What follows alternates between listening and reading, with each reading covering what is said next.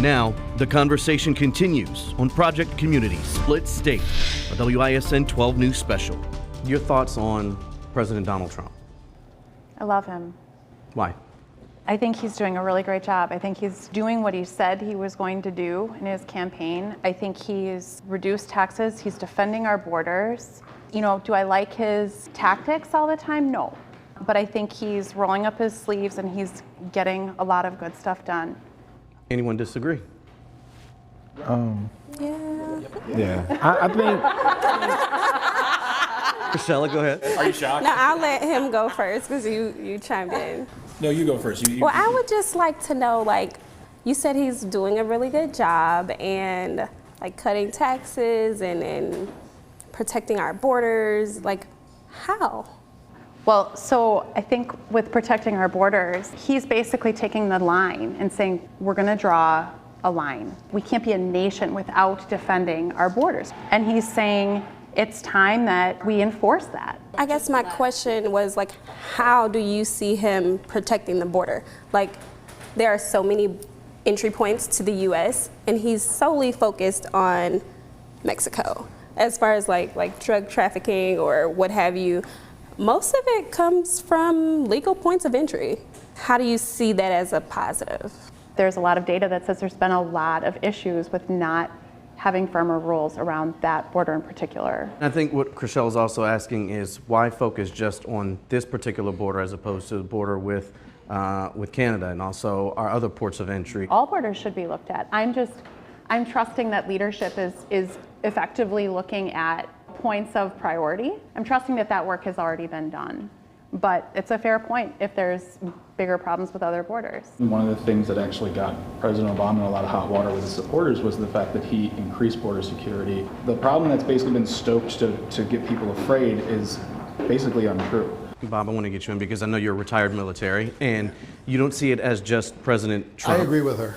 You see him as commander-in-chief. You bet. The world is afraid.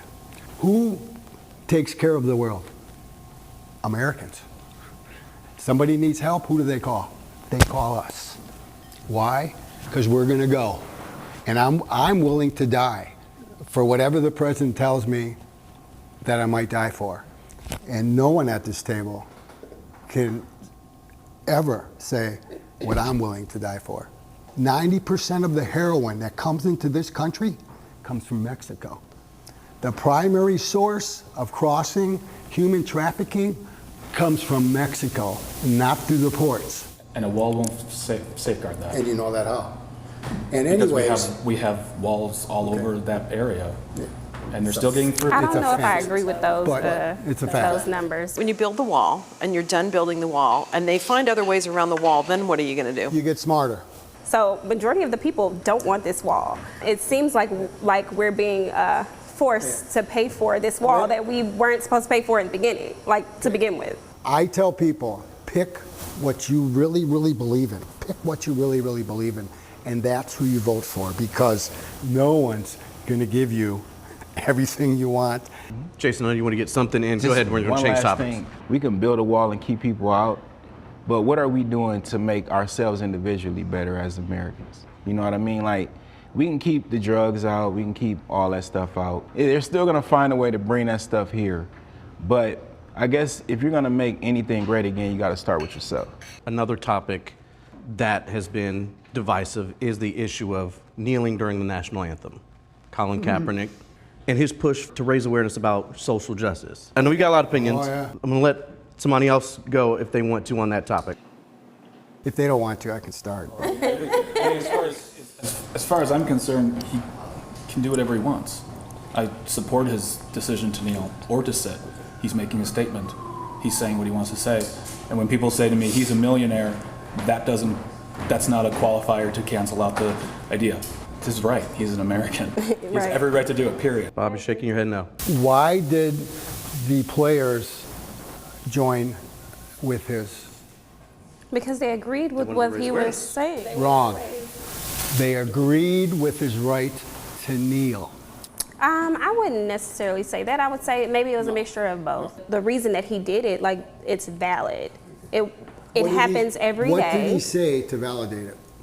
It happens every day. What did he say to validate it? It literally happens every day. The injustice, What's- the reason that he knelt, it What's- happens every single day. What's it? Police brutality, people being shot. He had a reason to kneel, and that was his right to kneel, and so he did it. If I feel like my rights are violated, I have the right to vocalize that. What if it was, any other football player that would have done it?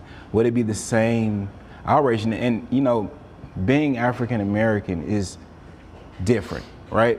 There's very little room for error, especially if you want to get to where you're going in life. You'll only get as far in life by not worrying about what other people think and just pursuing what you know you need to do.